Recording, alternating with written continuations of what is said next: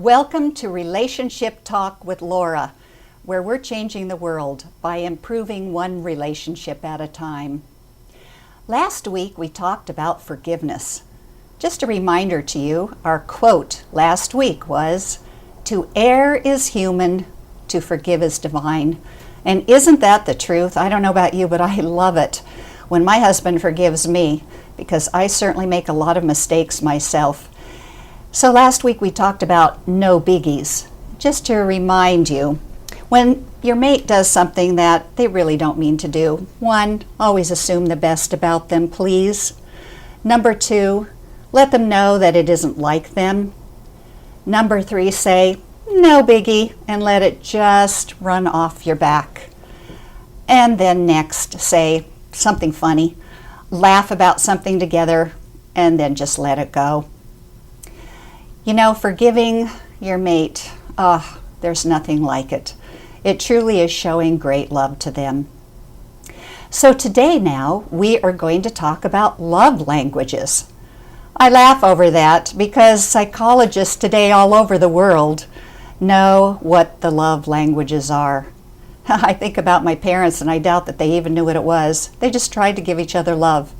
But you know, it helps us today, and so that's what we're going to talk about. So I'm going to start out by first telling you the strawberry shortcake story. I had a girlfriend who had really planned her own birthday for the first 10 years of their marriage. She didn't mind doing it because she knew that her husband really didn't like to do that sort of thing. However, on year 10, her husband said, "Honey, I am going to plan a birthday party for you, and I am going to fix the dinner and everything. I really want to make you happy. I really want to show you how much I love you." Well, she was thrilled to death. So he sent out invitations, and the day came, and her whole family was there, and her very closest friends were there too. He fixed a delicious dinner, and then it came to the birthday cake time. Now, he knew that she didn't like the normal kind of birthday cake with all the thick frosting. He knew that her favorite dessert was strawberry shortcake. So he had made a cake ahead of time. He cut the cake into individual squares, put them into bowls. He cut up the strawberries and poured sugar on the strawberries so that they were soaking in juice for a couple of hours. And you know, it provided a lot of juice. Then he poured the juice onto each cake individually until the cake was soaking wet with the juice. Poured the strawberries on top, and right before serving, put a huge dollop of whipped cream on top. He thought he had made it look just like a restaurant serving. And then he served it and sang, "Happy birthday to you." And of course everybody joined in, and she was thrilled at first, and then, she bit into the cake, and he could see her expression change. Well, after the dinner was done and after everyone left, she hugged him and thanked him so much for the wonderful effort he had made in providing the dinner for her. And when she said effort, he said, "What do you mean effort, honey? I thought it was kind of perfect myself." "Well, it was until you got to the strawberry shortcake." "Well, what was wrong with the strawberry shortcake?" he asked her. "Well, honey, you fixed the strawberry shortcake the way you like it, not the way I like it." "Well, what do you mean that's how you always fix the strawberry shortcake, soaking?" No, honey, I do that for you because I want to show you the kind of love you like. That's how you like it. But I guess you never noticed that I always fix a dry piece of cake for myself. I hold out the strawberries, don't put any sugar on them, put them on top of the cake, and I don't even like whipped cream, honey. And then I put a small scoop of vanilla ice cream on top. That's how I like it. Oh, his heart sank, and he said, "I had no idea. All these years I thought you liked soaked cake, and now I learn you like dried cake. I am so sorry, but I'm going to make it up to you." And you know, he did.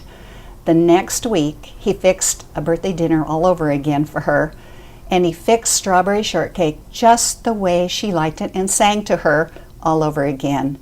And she felt so loved that he cared enough that he would do it all over again just the way she liked it. Now that was a man who really wanted to please his wife. So today we're talking about the languages of love. Now most people live what we call the golden rule of marriage, which is, or the golden rule of life, which is do unto others as you would have them do unto you. And that works really, really well in business and neighbors. So for example, that goes like this. I want my neighbors to be nice to me, so I'm going to be nice to my neighbors. My lawnmower broke down and I want to borrow their lawnmower to mow my lawn until mine is fixed, so I'll do the same thing for them.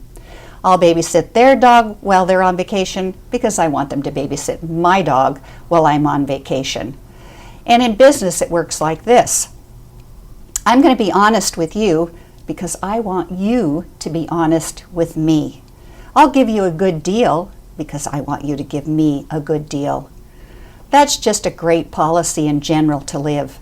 However, in marriage and in relationships, we want to live the platinum rule, which is higher. Remember, platinum costs more than gold. It's a higher law, which is do unto them as they want you to do unto them. So fix strawberry shortcake the way she wants it, not the way you want it. So now let's go into more detail and look at what are the languages of love. Let's bring up the slide and examine them. There are 5 languages of love. Verbal affirmations or words of love. 2, gifts.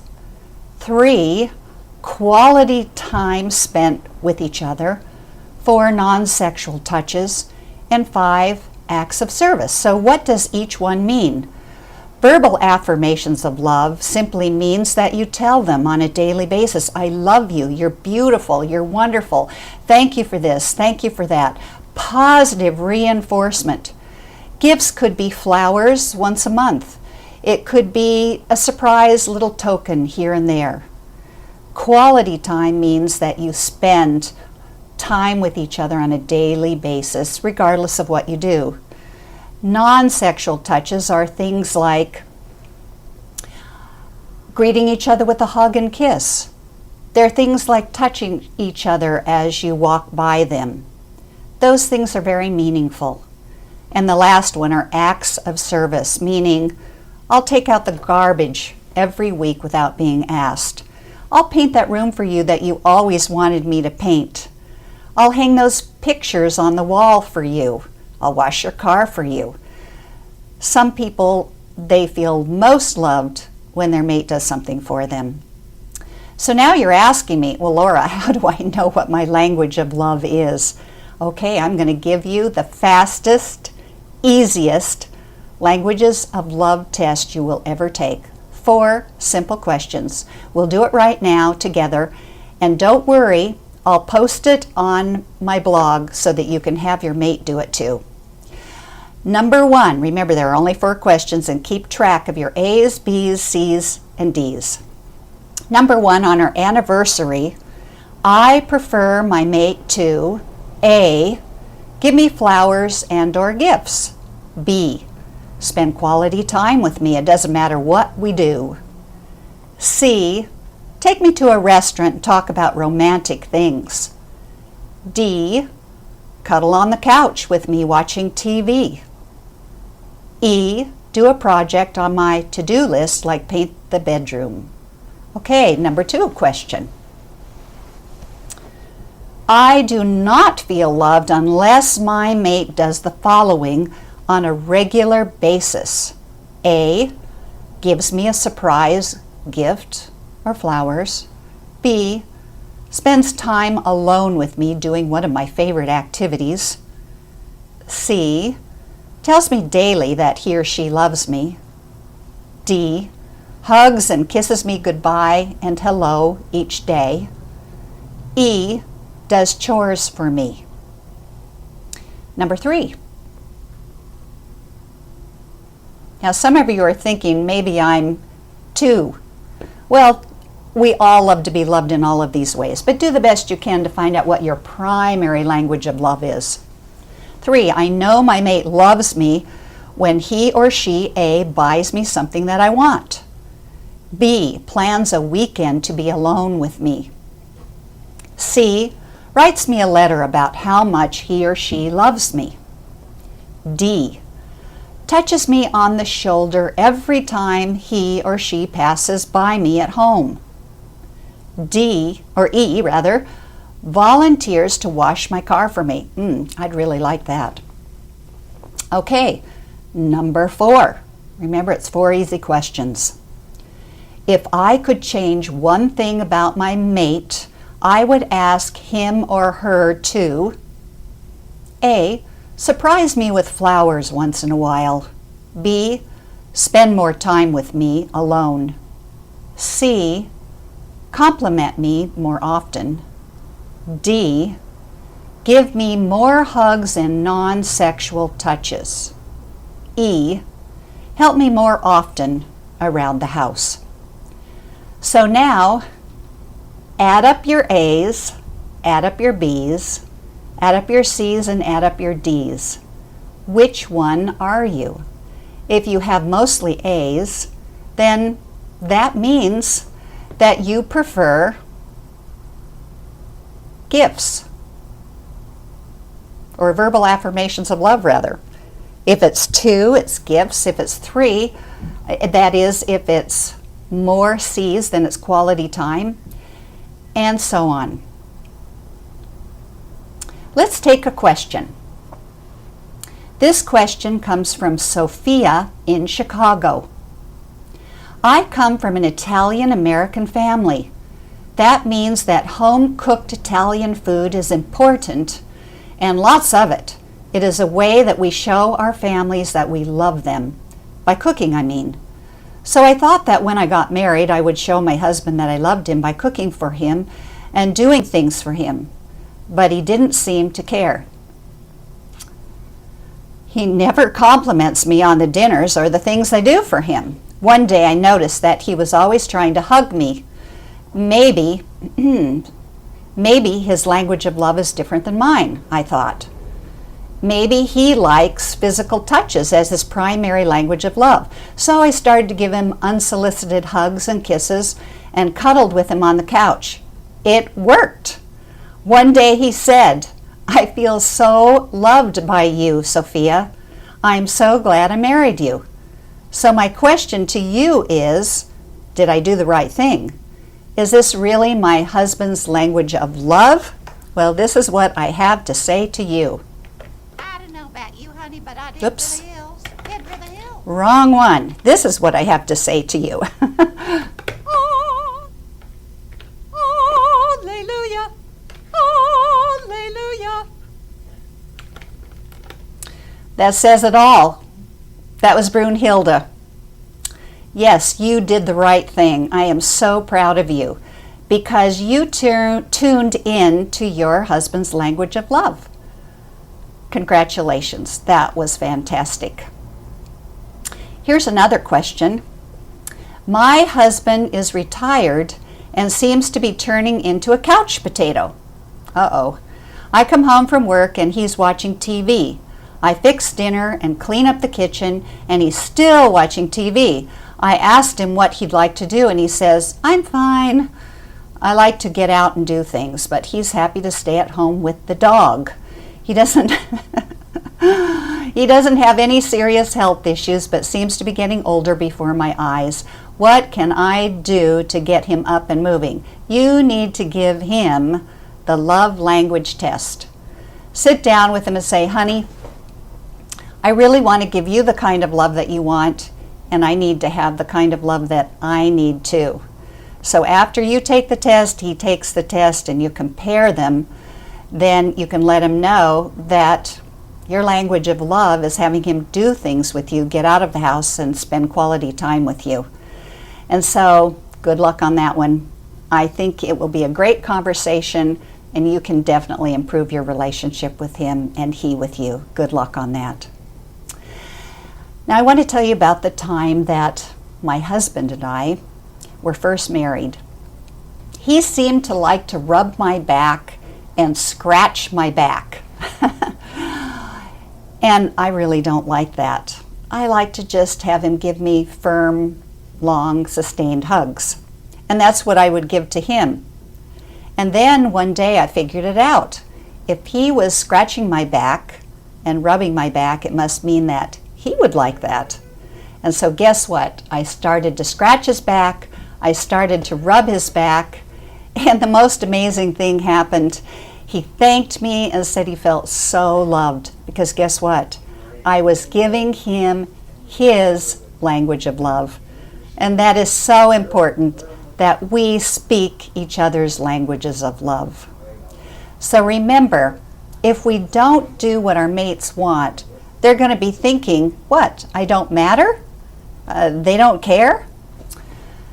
It looks like I have Susanna from Arizona on the line.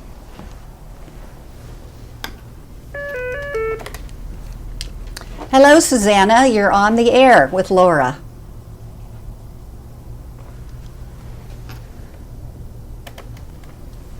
I can't hear. Can you help me? Something happened. Hello, Susanna. Hello, you're on the air. I would love to hear from you. Thanks for calling in our show.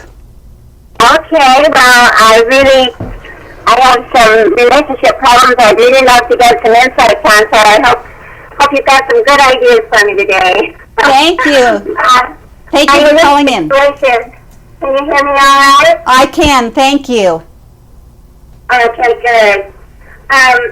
My question for you is, I have had a series of relationships in my adult life that have ended with betrayal or, mostly betrayal.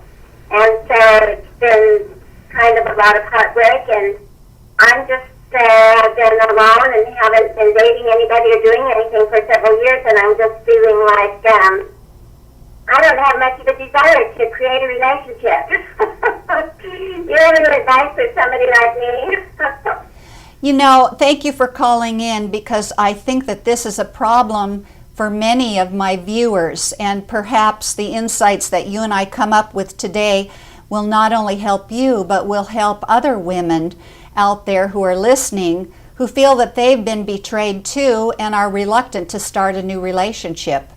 So when you've been betrayed, can you give me an idea of the kinds of betrayals that you've had? Well, the longest relationship and the most heartbreaking situation was my husband, and he betrayed me for about 14 years with many different people, and I was constantly trying to reestablish trust and working on it, and just had a difficult time doing that, but tried until finally in the end I just decided that was it. So the biggest betrayal situation in my life was, and then actually 2 relationships after that, the same similar thing, with them choosing to be with other people while we were still a couple, and so I guess they're all kind of the same theme. That's a very difficult thing, and last week we talked about forgiveness, and certainly something big like this, it's one thing if someone betrays you only once, and then you're able to resolve it and learn what it was that solved it. However, a 14-year-long relationship where your husband committed adultery over and over and over again is really abuse, isn't it? And we never ask anyone to remain in a relationship where there is serial abuse. And my heart goes out to you. No one should have to endure that. No one. And I think you deserve a medal for staying married as long as you did. And I'm guessing, I don't know, but I'm guessing you stayed in the marriage for the sake of the children. Would that have been the case or not? Well, both that and religious reasons, that I didn't believe in divorce and didn't really consider that as an option. So, and of course the children were huge. I'd had a close friend whose husband had betrayed her, and I saw what those kids went through, and they divorced immediately. And the children were just so damaged and had such a hard time that I just said I refuse to do that to my kids, and so that helped me to hang in there for another 12 years. Well, you deserve a medal. You really do for doing what you did, and certainly giving your husband a chance to change and to learn how to have a good relationship with you. And he wasn't capable of doing that, and I'm so sorry that you had to go through that tragedy in life. I can only imagine the trauma that it inflicted on you. So let's talk about what can you do to move forward, having been betrayed not only for 14 years and then a second time and a third time. Do you think that you can see more clearly now to recognize people that aren't trustworthy? Well, I would like to say yes, but I just like people so much, and I always think the best, and I look for the best qualities, so I honestly don't trust myself anymore that I could really figure out if someone is really telling the truth totally, and, but I'm also a believer in taking risks and finding joy in life, so I guess if the opportunity presented itself, I think I'd be brave enough to at least walk partway down the road. Well, you have a fantastic attitude, and I have to play my little Brunhilde for you for a second, and then we'll come back. Okay. Hallelujah. Hallelujah. That's because you deserve that, which is that you have a great attitude, really great attitude. And just that attitude alone is going to attract good people to you. And I really think that you seem to really exemplify faith, that in spite of 3 times being betrayed, you have faith that you can meet someone. So let's just talk about it for just a few minutes. So one of the things that helps is longevity in a relationship. So how long do you think you ought to know someone before you dive into an intimate relationship with them? Well, I had heard the 2 years. I've heard that you should really date someone and give yourself a good 2 years after a relationship fails. So I tried that, and I thought I knew the person, but then as the relationship developed, she turned into be really someone totally different from what I'd seen when I was dating. And my religious values wouldn't let me live with him or be in a true couple type of relationship. So I had no way of knowing till we were actually married, and then it was just very distressing. That is right. The personality literally came out. It turned out he had a split personality, and I'd never seen that other side in 2 years of dating. I call that the wild card. Oftentimes, a person can hide a mental illness before you get married. They really can. And unfortunately, that wild card is something that is difficult to see ahead of time and is very unfortunate. But let's look at what can be done ahead of time. One is basically skills. And if you date someone on a weekly basis at least for an entire year, and you go through many different life experiences with them, generally speaking, of course, there's always an exception to every rule, but generally speaking, you are going to see if there's another side to their personality. And I'm a real advocate of surprises. What I mean by that is you have surprise visits to their house, their apartment. And that can reveal a lot. You can find out a lot about them. We always see it in the movies, don't we? They show up on the doorstep and what? That person they were dating is sleeping with somebody else. There's another girl or man with them, scantily clad. Oh boy. So surprise visits are really, really a good thing. And then make sure that every activity that you do in your life, You include them in so that you find out if they like it, if they're willing to do it with you. I had one case where a young lady would ask her fiance to go dancing with her. He never did. She asked him to do all the things with her that she liked, go to museums. He never did.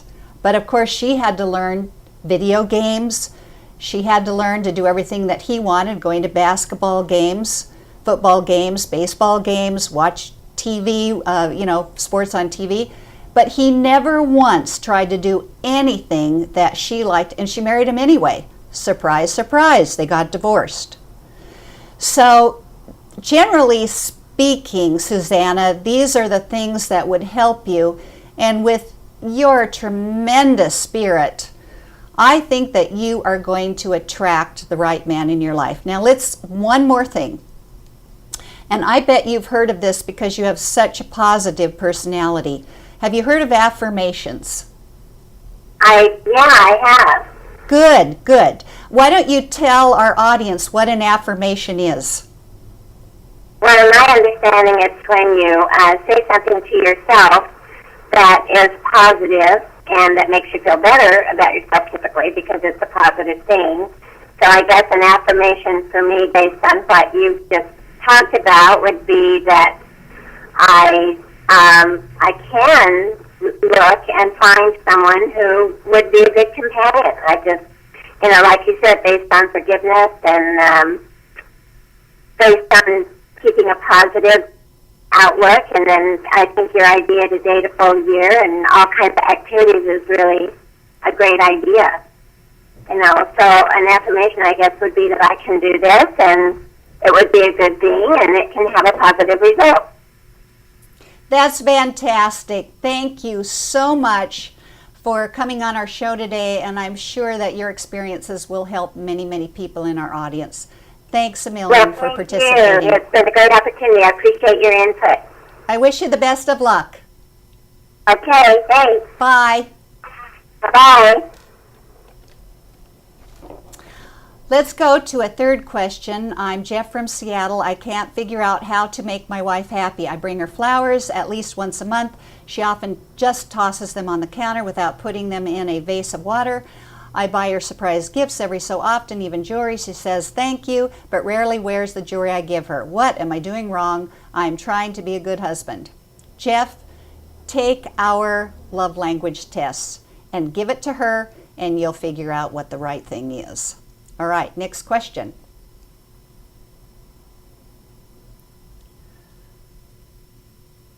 While we're waiting for the next question, remember, when you know the language of love of your mate and you don't do for them what they've asked you to do, you're saying, I don't care about you. That's the message you're sending. Okay, Clark from Dallas.